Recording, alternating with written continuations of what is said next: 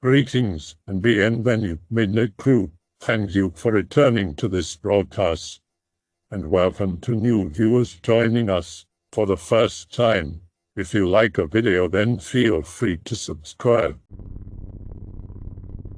When I was a kid from the ages of 3 and 7, I used to see and was mortified by these really weird short-looking people on a semi-regular basis. Best I can describe them was a humanoid body. They were about 4 to 5 feet tall.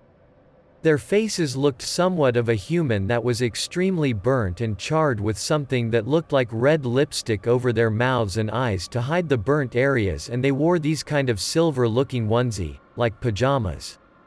Oftentimes I'd see them when I was alone in the kitchen or trying to take a shit in the bathroom. But sometimes they would appear in the living room when my whole family was present.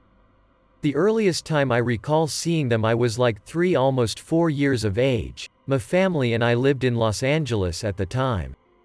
At the latest, I was almost 8 years old. My family since then moved from Los Angeles to Guadalajara, Mexico. I was most often visited by these weird burnt-looking humanoids when I lived in Guadalajara. When this would happen, I recall everything going black, as if someone turned the lights off and the only thing that was clearly visible was their face and bodies.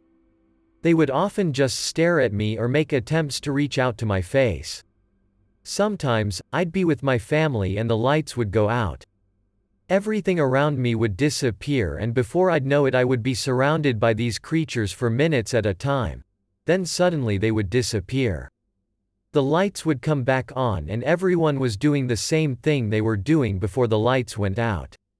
It was as if they froze in time while the lights were out and I had gone to a different plane. When I lived in California, I was physically dragged by the ankles out of my bed to an eerie-looking red hole that appeared on the wall. I remember hearing my mom saying a prayer of some sort. The lights came back on, and there was weird fluorescent symbols on the wall that looked like sigils. My family was deeply religious. After seeing these things for years, my family decided it was best we told the church so they could pray for me in hopes that these things would go away. Oddly enough, I remember going to church one day in Guadalajara. My family and several people stood around me holding my shoulders and my head while the priest, we were Christian, not Catholic, did a prayer. I recall feeling some kind of nausea and I began to vomit in front of everyone. I don't recall feeling any different other than the nausea, but ever since that day I never saw those burnt-looking things again. To this day, I'm not a religious or spiritual person. My family remains religious. I have absolutely no explanation as to what any of that was. I'm 35 now, and every now and then I still remember and try to make sense of what I experienced, but I just don't have an explanation. That is freaky. Did your family see them too? When you were dragged out of bed, did your mom witness that, or you told her afterwards? My mom said that she had put me to bed and was cleaning the kitchen, living room. She said she heard the signs of a struggle in the bedroom and me crying. She opened the door and the room was pitch black and the light wouldn't turn on, but she could see from the light scatter from the hallway that I was definitely being dragged. That's when she began to pray. She didn't see anyone or anything out of the ordinary in the room, which made it even more odd. At some point during the prayer the lights came on, and I told her I was being dragged by burned-looking people. I told her about the red hole in the wall, which had also disappeared by then. But she didn't see it. When I was explaining to her what I saw, that's when I began to see a weird green glow that looked like sigils on the wall. It was pretty faint, kind of like a glow in the dark green in a lit room. She even allowed me to trace some of them with a pencil so she could have an idea of what I saw. Sorry, I didn't answer the first part of your question. Nobody else could see them. The rest of my family mentioned that oftentimes we'd be having fun and sometimes I'd go from laughing with them or having a conversation and I'd start screaming and kicking into the air uncontrollably and began to cry. They couldn't see anything, but they couldn't explain why I'd have such a mood swing. Even one of my uncles who is a doctor did not have an explanation as to why I would behave in such a manner so suddenly. He witnessed me in distress like that several times. I even went into his office and consulted other doctors to see if it was a medical issue, but they couldn't find anything wrong with me. Be me. All of my family on my mom's side has a supernatural story or two to tell. Be no exception. A specific entity I've seen 3 times myself and others around me have seen. The first time I saw it was at night while I was throwing away trash when I was like 10. The street lamp was maybe 5 feet away. It starts buzzing and glowing a faint dull white instead of yellow, and a bright featureless face appears in the middle of the light. I get scared as shit and run home. A few years later, a friend is hanging out at my house. I'm laying on my bed. He's sitting on the floor next to my bed while we chat. He suddenly yelps and jumps up, even trips and falls trying to get to the other side of the room. Ask him what's wrong. He says he saw something appear under my bed. A bright white featureless face. I've never told anyone about it because I didn't want to be ridiculed. A few months later, I woke up in the middle of the night. Heavy breathing and cold sweat as soon as I wake up. I can't move. I try to yell because I'm freaked the fuck out. Can't make any noise. Look up. In front of my bed is something with a dark black body almost not visible in my dark room and a bright white, featureless face. Its face is smooth with holes for eyes and a slit where its mouth should be, but there's nothing there. Literally no features, with limbs that are just a bit too long to be proportional. Lay there terrified trying to scream for hours, and it's only when the sun starts to come through my window that I'm able to start moving and making noise, but I feel so tired like I've been fighting all night and pass out. 2 more stories about what I call white face, but I'll get to the point. My little brother comes home one day. He's in the 1st grade and says they had a project where they were able to make anything they wanted out of clay. Says he made me something. Hands it to me. My heart stops and I get that empty feeling in my stomach. Ask him why he made it. I don't know. I was thinking of you. Pick related. Be me. Around 4 to 6 years old. In the car with my parents and sitting in the back with my sister. While my parents are talking, I suddenly see them both turn back to face me. Their faces start warping into demonic visages wherein their jaws dislocate and elongate to impossible lengths. Their tongues roll out of their mouths, and they are impossibly long too. They are smiling at me with impossibly wide grins. I remember their eyes looking weird too, but can't really describe it because of memory issues and how long ago it was their eyes look. Turn to my sister and see the same thing is happening with her, and she is staring at me too. I'm so horrified I just stare silently and in shock, crying. This lasts for a short time, like seconds I think, and they all just go back to looking forward and talking like nothing happened. So terrified I never mentioned this to anyone until years later. It all felt hazy like a dream too, but I swear this happened. Parents have no idea what I'm talking about. Other weird shit happened too. Like how when I was a baby I was in one of those rolling baby chair seat things where you can propel yourself forward by jumping in it, and I was left alone on the 2nd floor of my mom's house. Well, the house cleaning girl forgot to close the baby gate that closed off the stairs, and I rolled myself down the stairs on that thing. Instead of tumbling down the stairs and maiming or ending myself on the way down, I lightly bounced off all the stairs and didn't topple over until I reached the bottom and the seat thing lightly fell on its side. Is this possible /x/ or did baby me defy the laws of physics? I was a young lad. Parents have been going through a bitter divorce. They start trying to one-up each other by getting me cool shit. Dad will buy me a nice toy. Mom will buy me a different, better one. Dad will take me to the movies. Mom will take me out to the pizza arcade.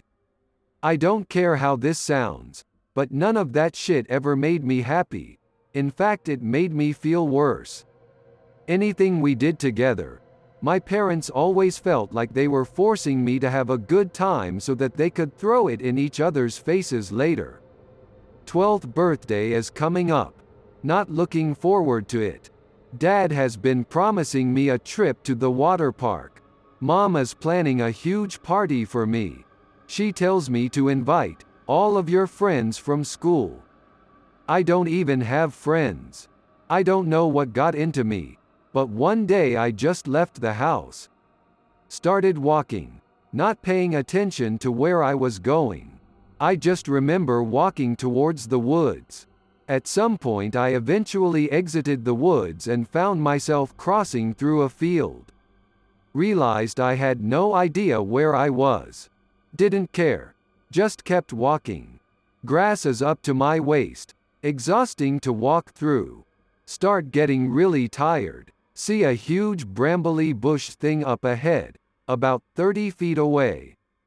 I decided I'll take shelter there and sleep for a while. Keep walking. The brambly bush doesn't seem any closer. Keep walking. It's getting late. The bush still isn't any closer. What the fuck is going on?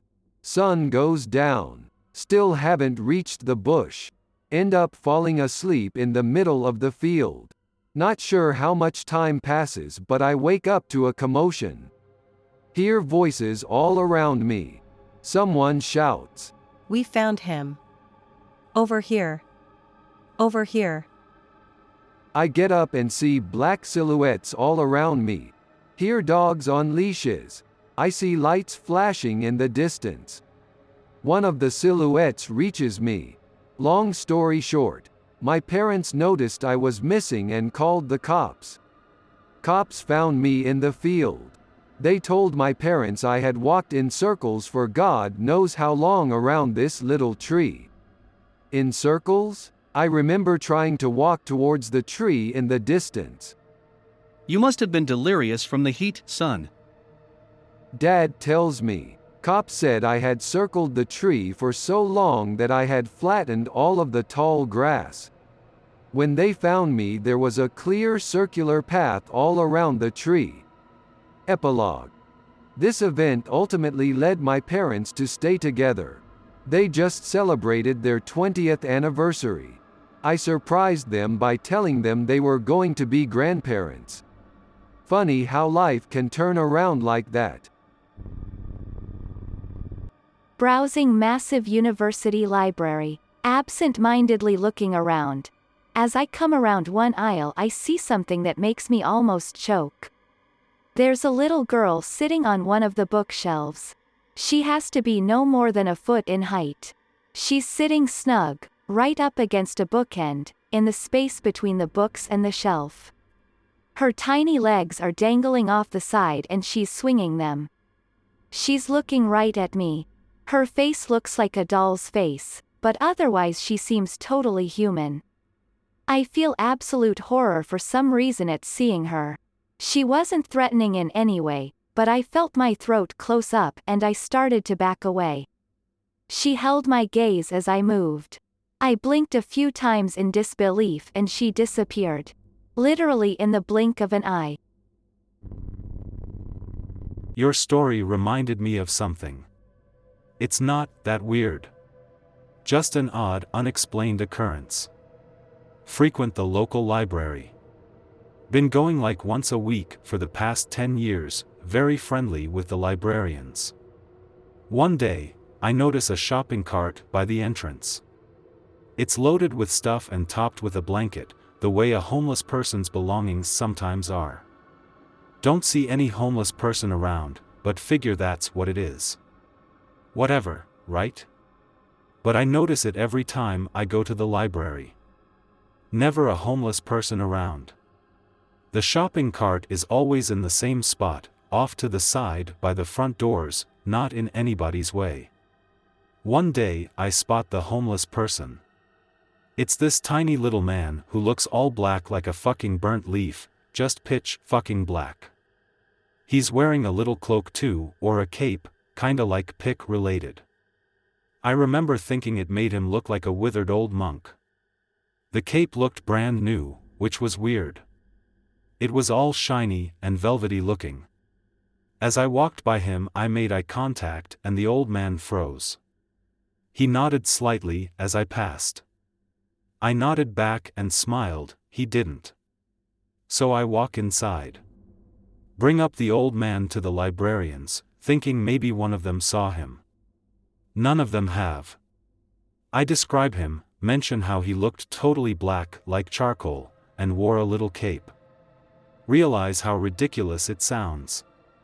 None of them have any idea what I'm talking about. I bring up the shopping cart, thinking they must have at least noticed that. Describe it, mention how it's been there for weeks now, by the front doors. Zilch. They have zero clue what I'm talking about.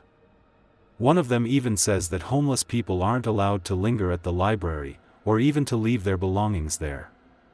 There's some ordinance against it or something. Weird. Anyway, I pick up a book as usual and leave the library. When I exit, I find the man and the shopping cart are both gone. Never see him or his belongings ever again. Most of you will think this is a LARP, but I walked 50 years into the past. 50 years, I tell you. Gather round, and I'll share my tale, for a bite of bread and a sip of ale. Where I come from, there's a short bridge. An overpass, really, for trains. But no train has run along those tracks in over 40 years. Still, a road does run that way, though few are known to take it now. This particular road dips down under the bridge, and slants back up on the other side. And that's the divider between the new business district and the old. And the old district is nothing now but leaning warehouses rusting in the sun. These are the hollow shells of what used to be the factories. Their glory has faded now. They stand, or lean, tired and old and empty. Empty like my own belly, say. I wouldn't mind another bite of that delicious cornbread, if you'd be so kind. Sure, I'll take a refill of that ale as well. It's dark and bitter. Yes, dark and bitter, like so much these days. Well, as I was saying, a road runs that way, though few are known to take it now. And yet I did. Don't ask me why. I suppose it was the hunger. Hunger makes a man do dangerous things. And bad for me, I had just spent my last dime on a sip of whiskey. The winter bites where I come from, and whiskey's the only thing that bites back. But how hungry I was. And an old beggar like me is not likely to garner sympathy in the new business district. No sir, no sympathy at all. And so it was that I took that lonesome road.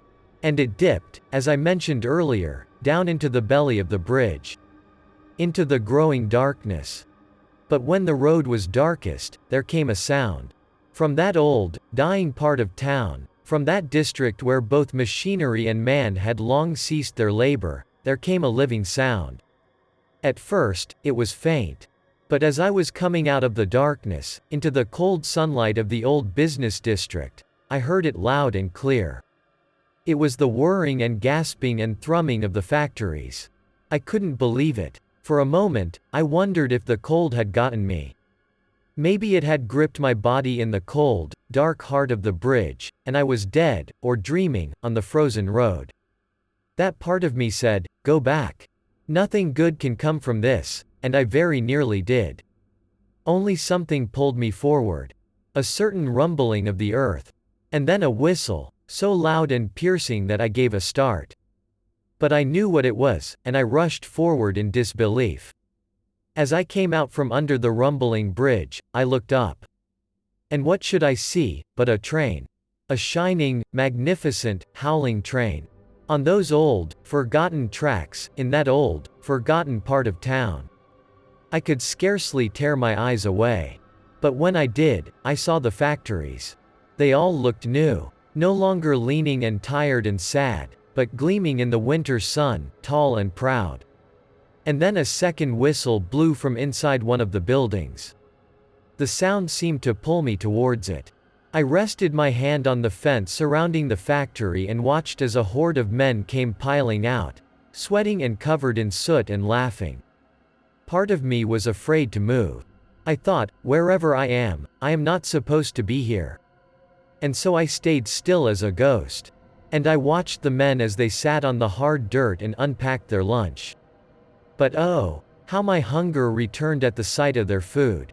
Soups and apples and sandwiches. I think the rumbling in my own belly drowned out the rumble of the train. And it made me forget all about where I was. Fine day for a feast. The words came out without me wanting them to. For a second, it sounded like I was hearing someone else's voice. But then the men looked over at me, and I knew it was me that had spoken. Plenty to go around, old timer. One of the men shouted back. Well, I said, I don't suppose it would do me any harm to break my fast. The men waved me over and I stepped through an entrance in the fence. A man handed me a sandwich. I'll tell you, friends, there is no spice or seasoning in all of God's creation like hunger.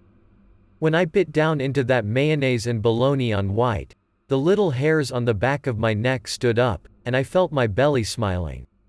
Another man opened a small cooler and pulled out a crisp bottle of beer, which he handed me, and we all drank and swapped stories. I told the one about the time St. Peter's Episcopal gave me a new suit of clothes and a fresh shave and a shower. That very same afternoon, I happened to walk past a cook-off. Someone mistook me for one of the judges. I was looking rather spiffy in my new clothes. I made the rounds that day, I'll tell you. By the time the real judge showed up, I was good and full and well on my way out the door. That one got a good laugh, and one of the men said, "You're a mighty fine storyteller, old timer." Truth be told, that can be just as nice as a good meal. A man can live on that sort of bread, let me tell you. Well, of course, the hour flew by, as time does. The factory whistle blew a second time and I watched the men pick up their lunchboxes and trudge off back to work. They all waved to me as they went and urged me to come back the next day. A good story pays around here. If you don't mind the wages. I told them bologna and mayo makes a fine paycheck for a man like me. Then the men disappeared. And once more, I was alone. I think it was the beer. Or maybe it was the meal, I hadn't eaten in days, but despite the cold, I drifted off to sleep. It couldn't have been more than a few minutes. But when I opened my eyes again, the sounds of the factory had faded. The building itself was now a shadow of what it had been. Dilapidated and creaking in the wind. That wind, it really picked up. I found myself jumping to my feet, no small feat for a man of my age, and wobbling back for the shelter of the bridge. I would have taken refuge in the factory, except that only part of that damned building, of that old building was the massive lock and chain that some artistic soul had used to decorate the entrance. And so it was that I found myself, without wanting or even meaning to, walking back towards the new business district. I kicked around for a bit, looking for an out-of-the-way place to rest my bones. A place warm enough to sleep, where the men in suits can't see me from their glittering towers blemishing their city with my presence. I found a little spot behind a dumpster. I leaned against it and closed my eyes. But as I did I found the scene replaying itself. The factory whistle. The bologna and mayo on white. The memory pressed into my thoughts like a shiny quarter. I thought of the men, sharing their simple meals with me. Laughing with me. I thought of the train rumbling on its tracks, and I found myself looking out at the new business district. From there I saw the light rail, a new addition to the city. It was packed to the gills with colonies of commuters. All of them held briefcases full of plans. Plans for the city, plans for the future. Looking out from behind my dumpster, I knew there was no place in that future for an old-timer like me. There never was. I leaned back and closed my eyes again. I let the scene replay itself on a loop, like a film reel, in my mind. I wondered if maybe, somehow, it's possible that those men are still there, having lunch, to this day. Somehow, maybe they always will be. They'll always be there, 50 years ago, in the old business district. With all its noise and toil and sweat and soot. And hope. If they are, I'd like to think they'll wait for me. I'd like to see them again someday. Thanks for the bread and the ale, friends. Babysitting my niece. Family thinks of me as a big kid, so they always pawn her off on me. I don't mind, she's great. Anyway, we're outside on the front lawn. She likes to play with the hose, so I'm unraveling it so I can turn it on. As I do this, I glance back at my niece. I can see her bright red shirt in the corner of my eye. I can also see a huge black pickup truck barreling down the road. Adrenaline spikes. My blood runs cold. I turn around. Watch my niece dart out into the street. Right into the path of the truck. For a second I'm frozen. Then the truck makes contact. I hear a dull thump. I see my niece leveled right under the big tires. Feel myself running. I'm yelling. The driver isn't stopping. I'm coming to the spot where my niece should be. But there's nobody there. No blood, nothing. I turn around. My niece is on the lawn, playing with the hose. My heart is pounding in my ears. I rush over to her and scoop her up into my arms. Crying. From that day on, I'm way more watchful of her. I still don't know what happened. Was it just a panic hallucination because I saw the speeding truck? I hope that you enjoyed tonight's broadcast. If you enjoyed tonight's story, then please subscribe to the channel, as more green texts will appear daily. A new broadcast will appear when the clock strikes midnight Central Time.